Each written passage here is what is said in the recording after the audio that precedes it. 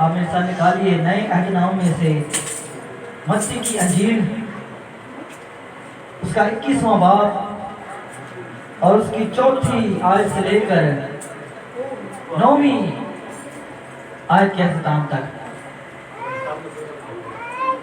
एक बार फिर से सुनिएगा।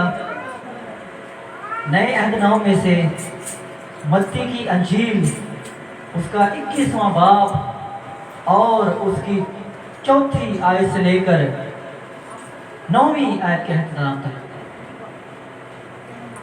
और खुदा के कलाम में कुछ यूं लिखा है, ये इसलिए हुआ कि जो नबी की मार्फत कहा गया था वो पूरा हो कि सयून की बेटी से कहो कि देख तेरा बादशाह तेरे पास आता है, वो हलीम है और गधे पर सवार है, बल्कि लादू के बच्चे पर। पस शागिर्दों ने जाकर जैसा यस्सु ने उनको हुक्म दिया था वैसा ही किया, और गधी और बच्चे को लाकर अपने कपड़े उन पर डाले और वो उन पर बैठ गया। और भीड़ में के अक्सर लोगों ने अपने कपड़े रास्ता में बिछाए और औरों ने दरख्तों से डालियां काट कर राह में फैलाई। और भीड़ जो उसके आगे आगे जाती और पीछे पीछे चली आती थी पुकार पुकार कर कहती थी, इब्ने दाऊद को होशना, मुबारक है वो जो खुदावन के नाम पर आता है, आलमे बाला पर होशना। खुदावन के बश कलाम के पढ़े जाने और उसके सुने जाने पर खुदावन की खास बरकत हो। खुदा का शुक्र है। हम सब अपने कदों पे खड़े हो गए, जितने लोग बैठे हैं वो भी खड़े हो जाएं कलाम के ऑनर के लिए, कलाम की ताज़ीम के लिए। हालेलुया। और जोरदार तालियां बजाएंगे आज खुदा की समझ आवाज के लिए, उसे कलाम के लिए जोरदार तालियां बजाएंगे। और इसके बाद मैं खुदा के बंदा को दावत दूंगा कि वो हम सब के साथ खुदा की समझ आवाज को शेयर करें। हालेलुया।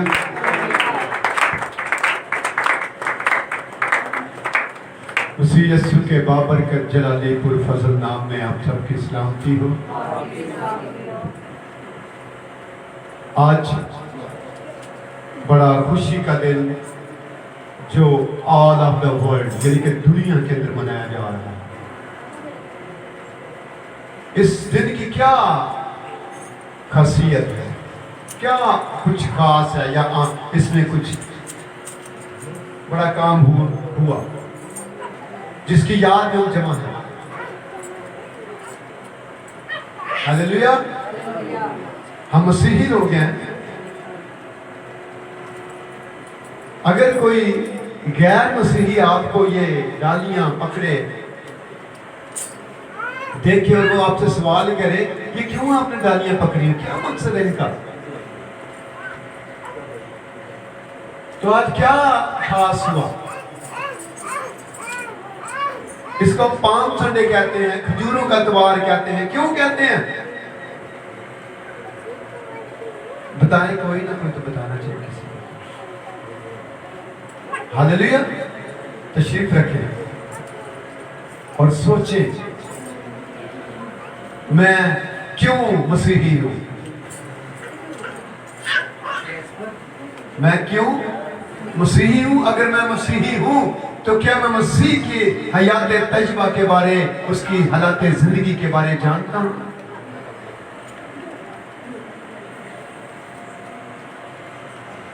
Praise the Lord.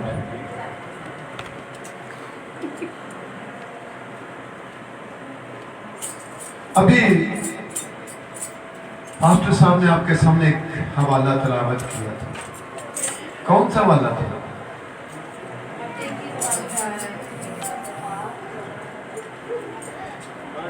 लूका की इंजील मुकद्दस मैथ्यू चैप्टर 21। अच्छा चलो थोड़ा पीछे जाके देखते हैं।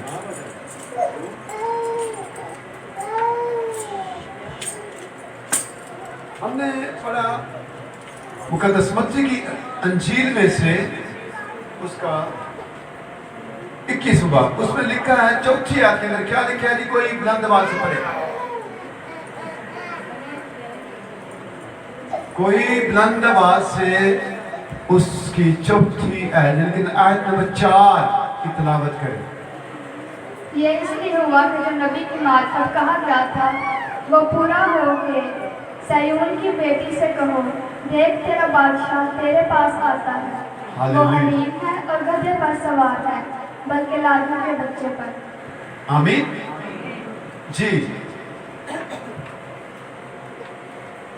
इसलिए हुआ कि ये जो नबी की मार्फत कहा गया था पूरा हो। आपने ये बताना है कौन सा वो नबी है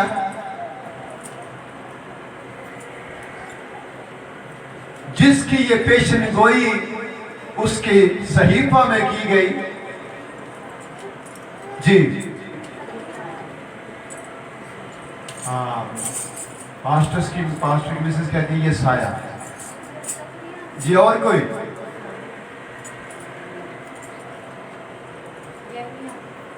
नाम नहीं, तुक्के नहीं लाने, कोई तो होएगा ना। किसी ने पूछा यसु मसीह बाइबल से जिक्र है, कौन सी किताब में? हम सोच सके ना, हाँ है बाइबल से।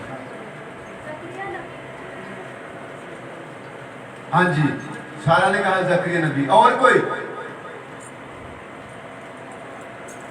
बोलने कुछ नहीं होता। बंदरूबी ने यर्मिया कह दिया, चलो कोई तो कोई होगा, तो बताते जाए साहब। कितने लोग बाइबल पढ़ते हैं?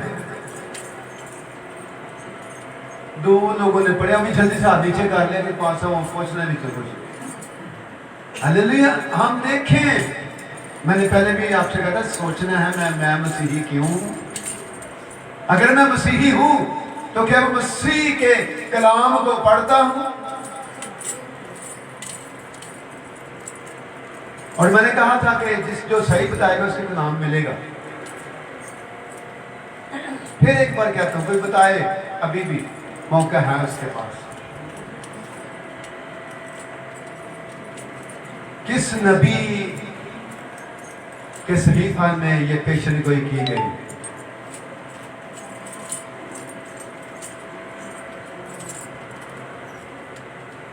हालेलुया। और सारा ने ये बिल्कुल ठीक बताया था, जकरिया ने। और नाम दे दे।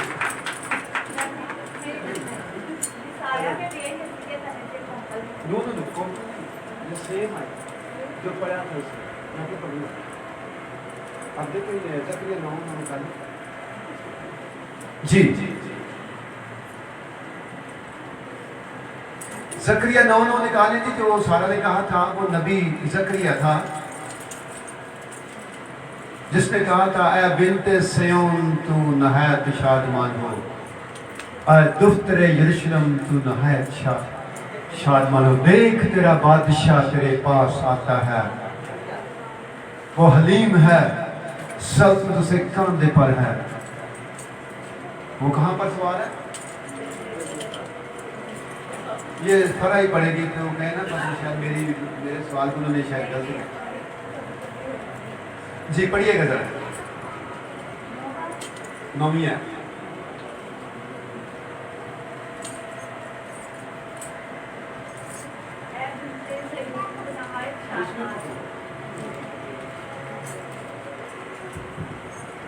ऐ बिन्ते सिय्योन तू नहायत शादमान हो,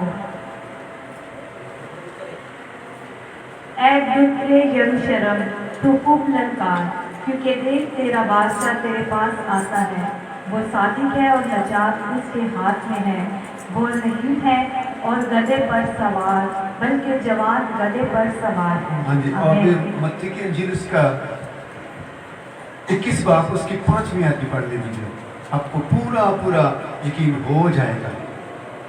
मत्ती की इंजील का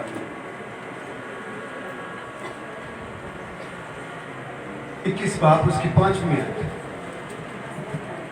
आप लोगों के लिए भी है ना, आप भी। सिय्योन की बेटी से कहो, देख तेरा बादशाह तेरे पास आता है, वो रहीम है और गले पर सवार है। वो हलीम। वो हलीम है और गले पर सवार है, बल्कि दादू के बच्चे पर। See? आमीन से।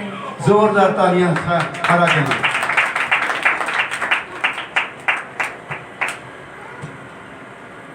मैंने 100 रुपये इसलिए दिया है कि नाम ज्यादा था, लेकिन मैंने छोटा कर दिया। मैंने कहा दो, फिर कलीसिया कह दिया अपनों को बांटते हैं आप, इसलिए मैंने फिर छोटा कर दिया।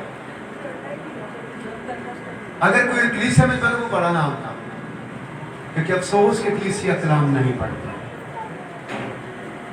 हालेलुया।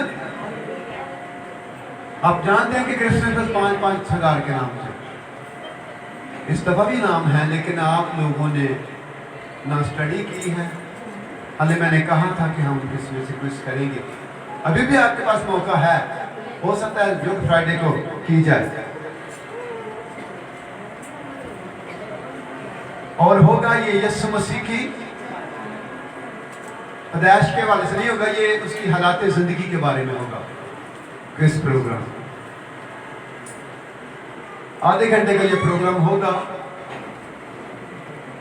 और मैं आपको बता दूंगा कि इसमें आगे होगा दोनों अहदे जदीद में से और अहदे अतीक में से। आमीन। सो चलो हम चलते हैं आगे। आए बिन्ते सिय्योन तू नहायत शादमान हो। मेरे अजीज हो, बिन्ते सिय्योन के बारे में आप क्या जानते हैं? ये कौन है बिन्ते सिय्योन? हम सिय्योन का बड़ा जिक्र करते हैं। सिय्योन विचों तेनू आपे संभाले तेरा खुदा। सिय्योन का पहाड़, सिय्योन खुदा का तख्त है, सिय्योन खुदा का घर है, और लिखा है बिन्ते सिय्योन तू खूब शादमान हो। ये बिन्ते सिय्योन कौन है? थोड़ी सी मैं दोहराई कर रहा था, बाद में आपको फिर पूछना भी हमने। बिन्ते सिय्योन कौन है? किसको मुखातब किया जा रहा है? बिन्ते सिय्योन वो है जो खुदा के लोग हैं। बिन्त का मतलब है बेटी। दुल्हन बेटी बनती है या बेटा? खुदा की दुल्हन कौन है? मैं और आप। क्योंकि जिसने खुदा को कबूल किया उसने खुदा के फर्जंद बनने का हक बख्शा। हम सब उसकी दुल्हन है, और ये दुल्हन को किया कहा जा रहा है ऐ बिन्ते सिय्योन तू खूब शादमान हो। तेरे पास खुशी है, तेरे पास उम्मीद है, तेरे पास तसल्ली है, तेरे पास उम्मीद है, क्योंकि देख तेरा बादशाह तेरे पास आता है। और आगे उस बादशाह की तारीफ की गई है, उस बादशाह की तारीफ की गई है। वो कैसा होगा? जब वो पैदा हुआ तो उस वक्त उसकी खासियत बयान की गई, उसकी खूबियां बताई गई। वो सादिक है। यशाया 6:9 के अंदर लिखा था उसकी खूबी, हमारे लिए एक लड़का तवल्लद हुआ, हमें एक बेटा बख्शा गया। ये उस वक्त हुई जब उसकी पैदाइश हुई।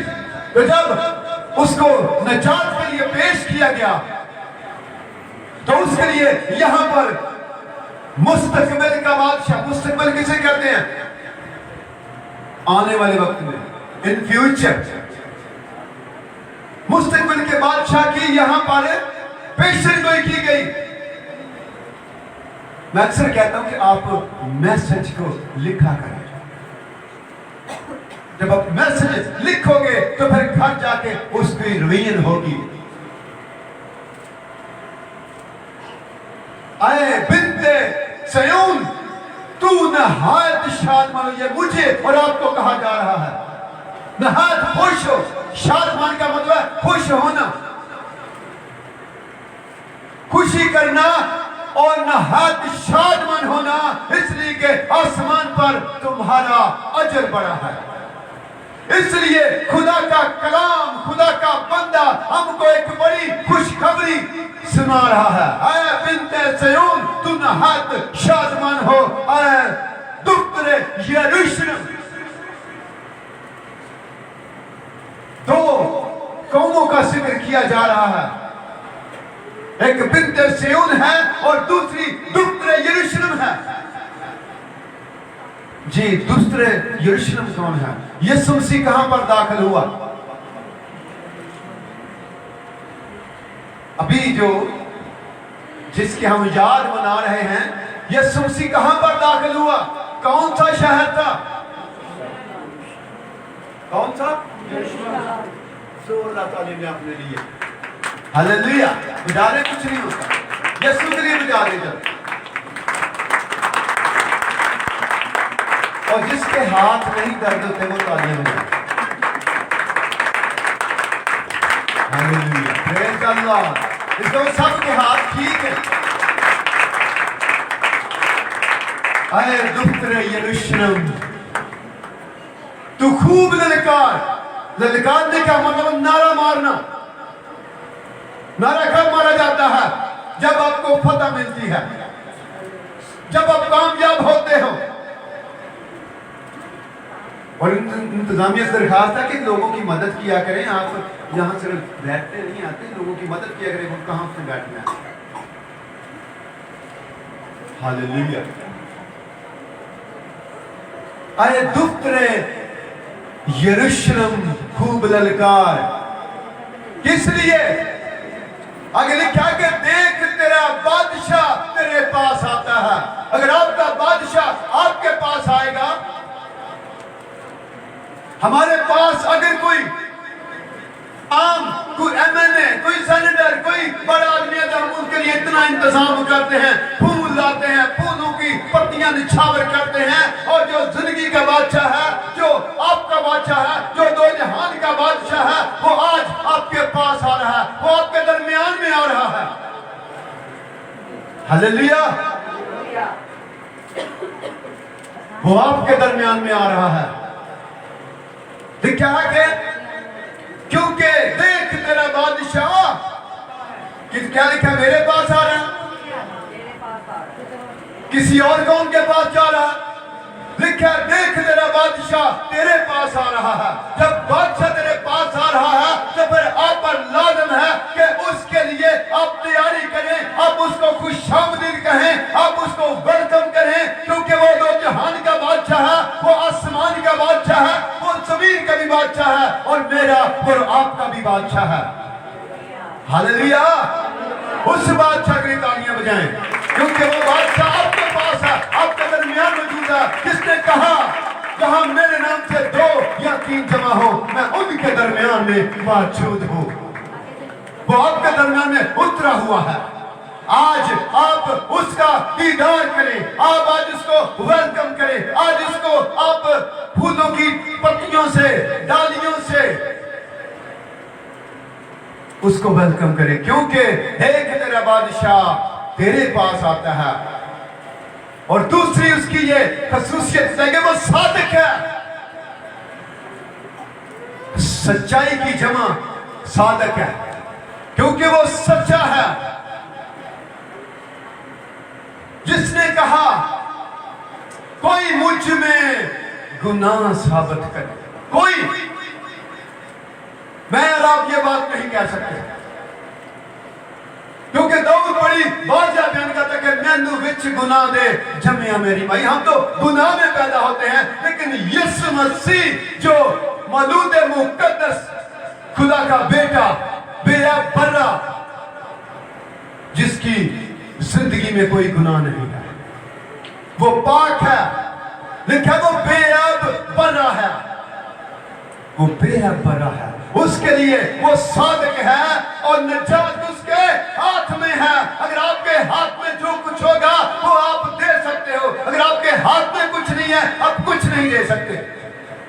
और हम कहते भी हैं मेरे हाथ से कुछ नहीं मैं की दूं। इसलिए यीशु मसीह के हाथ में आपके लिए निजात है, आपके लिए हमेशा की जिंदगी है, आपके लिए ना मुरझाने वाला सेहरा है। Praise the Lord. लिखा कि वो सादिक है और नजात उसके हाथ में है। वो हलीम है। हलीम का मतलब है खाकसार है। वो माफ करने वाला है। वो बदला लेने वाला नहीं है, बल्कि उसने हमें भी यही कहते हैं, क्या करो, माफ करो, क्योंकि बदला मैं लूंगा। बदला लेना मेरा काम है। बस तू क्या कर, अपनी फिक्रें मुझ पर डाल दे, क्योंकि मैं तेरा बोझ उठाने वाला हूं। आज मुझे और आपको इस बात के लिए तैयारी करनी है कि मेरा बादशाह तो मेरे पास आ गया। क्या मैंने उस बादशाह की तैयारी की? मैंने उसको मिलने के लिए अपने आप को सिगार कर लिया? क्या मैंने तैयारी कर ली? जिसके बारे में मुकाशफ लिखा है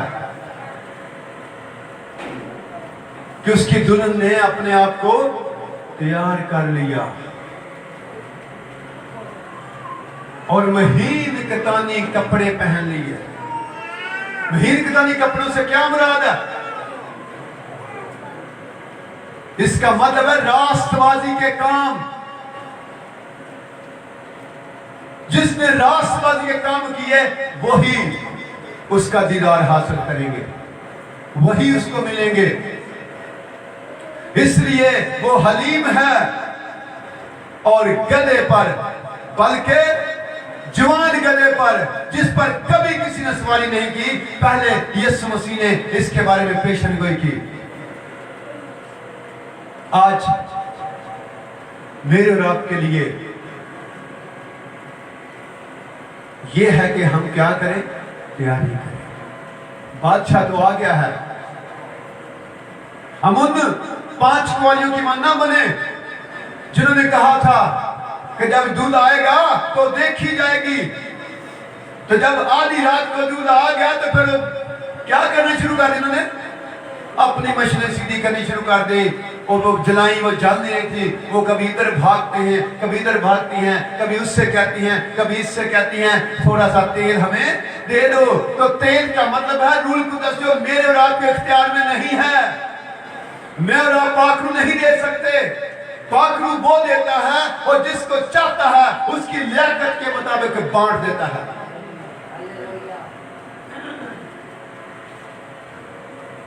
और ये वो तेल मांगे, तेल कोई नहीं दे सकता। किसने दिया उनको तेल?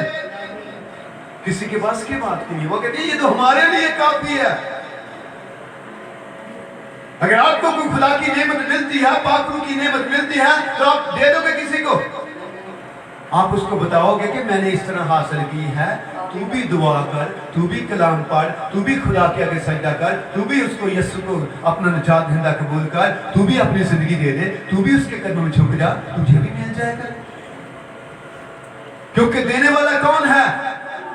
खुदा, एक पाखरू, जो जिसके बारे में यीशु मसीह ने कहा, जब तक तुम्हें रूह का लिबास ना मिले ठहरे रहो।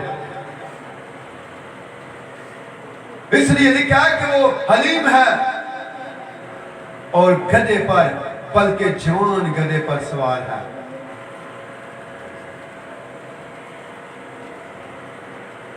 एक और सवाल है, यीशु मसीह ने गधे की सवारी को क्यों चूज किया?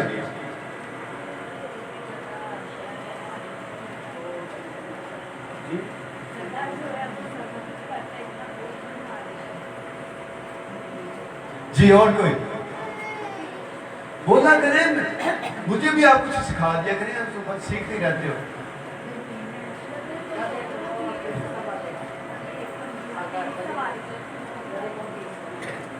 अच्छा, और कोई? आपको ये किसने कहा यह की सवारी है? ये बादशाहों की सवारी है। यानी कि ये पुराने जमाने के जहाज हैं और ये बड़े महंगे हैं। अगर आप नहीं तो आप अय्यूब के पहले बाब में देखें, उसके पास कितने गधे थे। ये नहीं कहा कि घोड़े थे।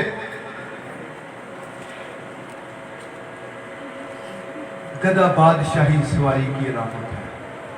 जितने भी पुराने लोग थे उनके बारे में लिखा, इतने उसके पास गधे थे, हजारों के हिसाब से। और लोग गधों पर, आज भी टपरी पास गधों पे सवारियां करते हैं।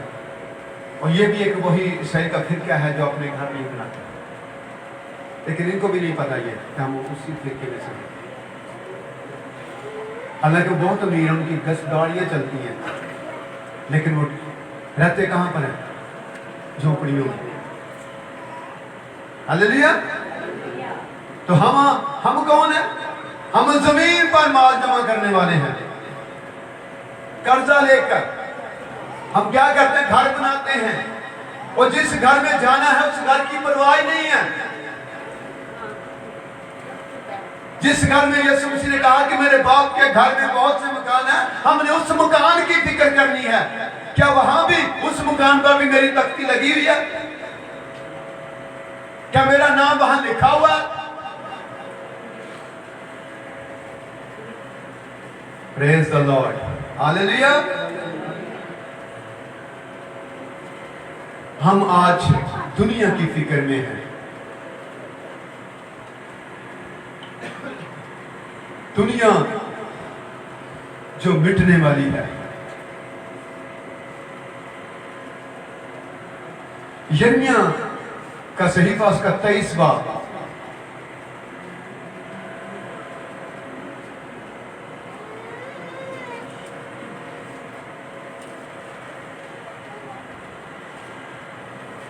उसकी 5वीं आयत।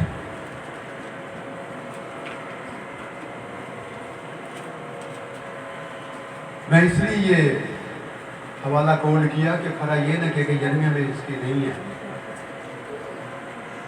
हालेलुया। लेकिन जो सेम टू सेम थी वो यिर्मयाह नहीं थी, वो जकरिया में थी। यहां वो कह रहा है, पढ़ते हैं, देख वो दिन आते हैं, खुदावंद फरमाता है कि मैं दाऊद के लिए एक सादिक शाख पैदा करूंगा। ये पैदाइश में भी आता है, ये पैदा करेगा, वो पैदा करूंगा, और उसकी बादशाही मुल्क में इकबाल, मंदिर, अदालत और सदाकत के साथ होगी। यहां पर उसकी पैदाइश के बारे में कहा जा रहा है कि वो अदालत भी करेगा। दाऊद की असल और नस्ल का सबका चमकता हुआ सितारा यीशु मसीह। हालेलुया। क्या आज हम उस तारे की रोशनी में चल रहे हैं? क्या मैं और आज उस सितारे की रोशनी में चलते हैं?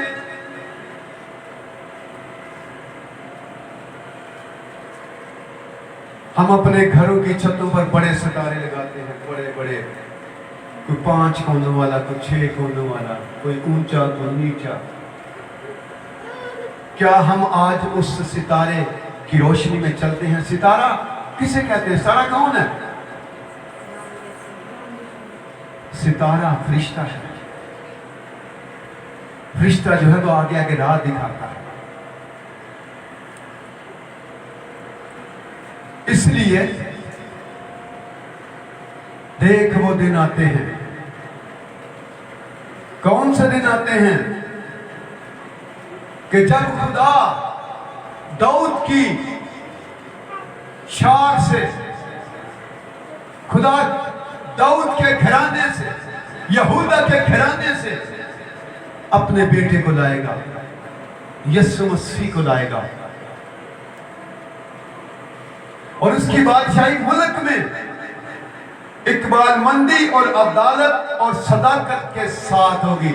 उसमें कोई सिफारिश नहीं होगी, उसमें कोई रियाकारी नहीं होगी।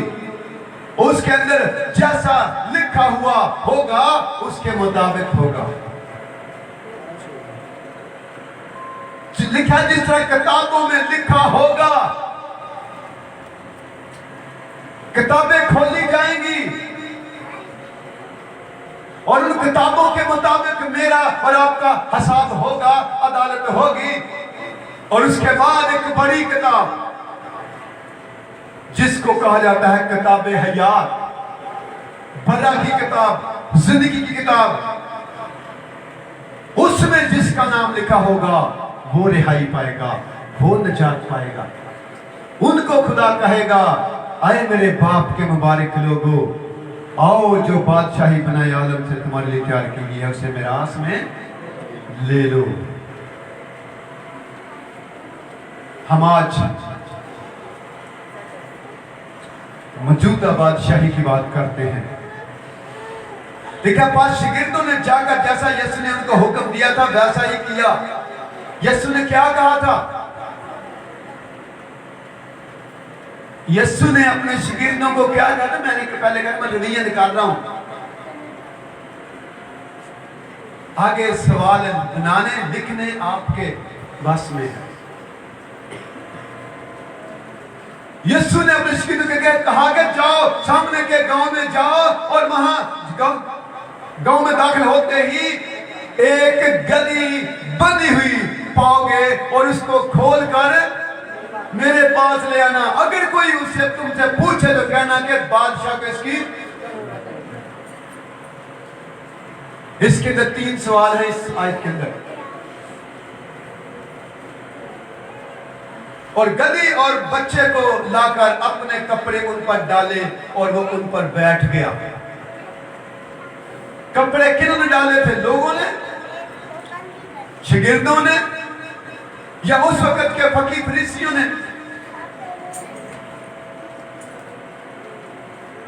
शागिर्दों ने डाले थे।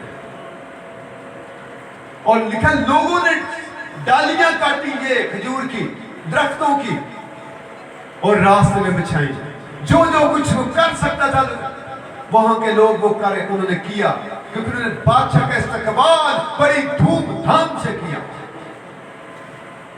आज हम बादशाह का कैसे इस्तकबाल करते हैं? हमारे वो दरमियान में है, लेकिन हम महसूस नहीं करते, हम फील ही नहीं करते कि वो जो 2 जहान का बादशाह आपके दरमियान मौजूद है।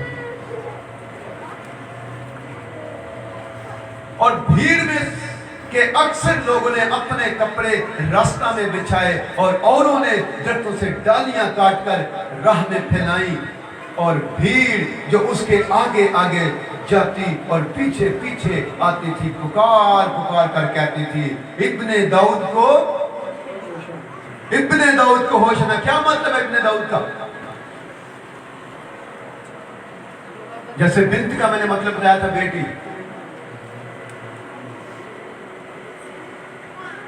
तो ये मैं दाऊद का बेटा हूं, कह सकते हैं? वो कह सकते तो पढ़े लिखे लोग ही यार। इब्ने दाऊद, दाऊद का बेटा। और वो जो नबी ने कहा था पूरा किया कि दाऊद की शाख से मैं एक बादशाह बर्पा करूंगा, जो सादक है, हलीम है, जो अदालत करेगा। इब्ने दाऊद को होशना, मुबारक है वो जो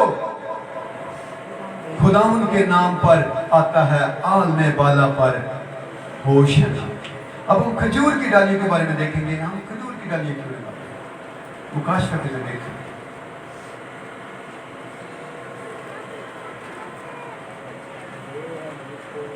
क्योंकि अगर खजूर की डाली की तारीफ की जाए तो क्या है ये? सबके पत्ते दरख्तों कोई नीचे को गिरा होता है, कोई साइड पे, लेकिन खजूर के पत्ते नहीं गिरते। वो देखें टहनी अभी भी सीधी है वो। तो क्या मतलब है इसका? ये विक्ट्री का निशान बनाती है।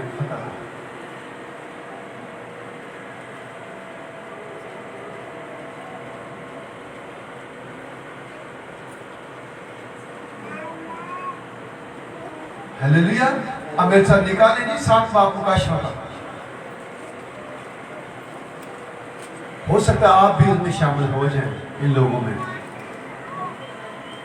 हालेलुया जी। 7वां बाप है, उसकी 9वीं आयत में आपके सामने पढ़ूंगा। उन बातों के बाद, इन बातों के बाद जो मैंने निगाह की तो क्या देखता हूं कि हर एक कौम और कबीला और उम्मत और अहले ज़बान की एक ऐसी बड़ी भीड़ है जिसे कोई शुमार नहीं कर सकता। सफेद जामे पहने और खजूर की डालियां अपने हाथों में लिए हुए तख्त और बरा के आगे। हालेलुया। इस भीड़ में कौन शामिल है?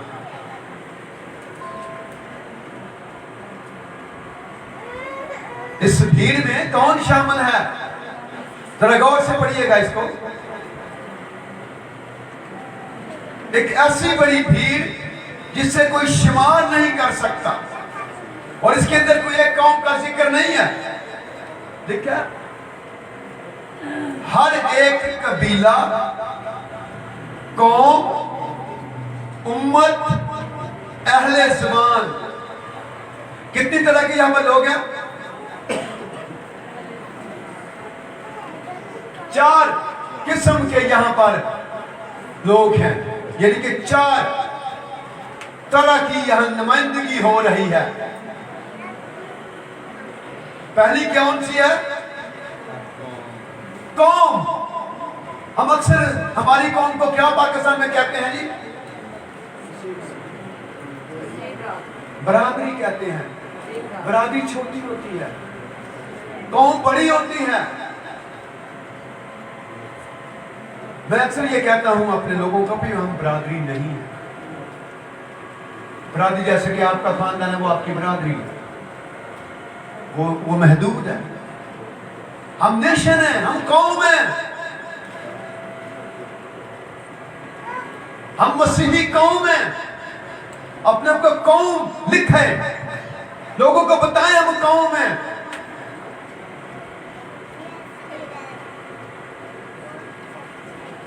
यहां बरादरी का जिक्र नहीं। अगर बरादरी में रहेंगे तो आप नीचे रह जाएंगे, अब उसमें शामिल नहीं हो सकते, क्योंकि लिखा है कौम।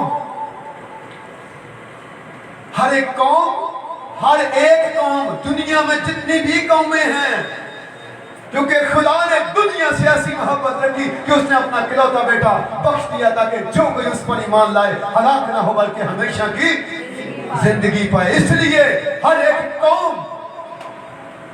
उस अदालत के सामने जाएगी।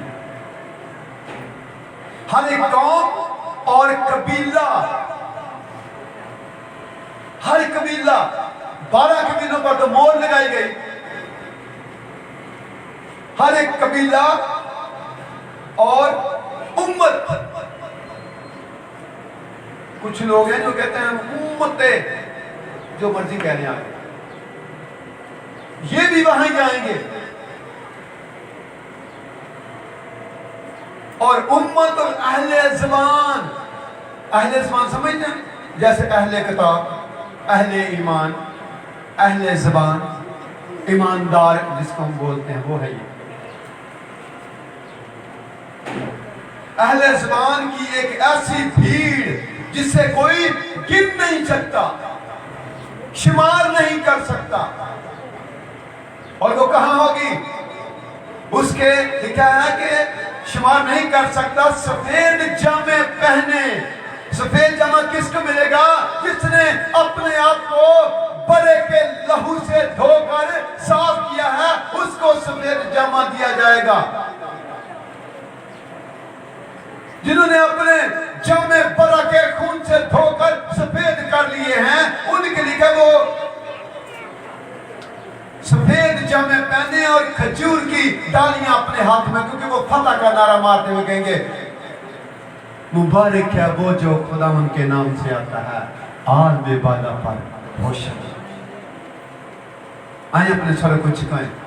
कलाम तो बड़ा मजा आ रहा था सुनाने का, लेकिन हमने टाइम का भी ख्याल रखना और सोचे वही सवाल, अगर मैं मसीही हूं तो क्या मैं मसीह को प्रेजेंट करता हूं? मसीह मेरे अंदर है, मैं मसीह को जानता हूं जिसने मुझे और आपको अब तक जिंदगी ज़मीन पर रखा।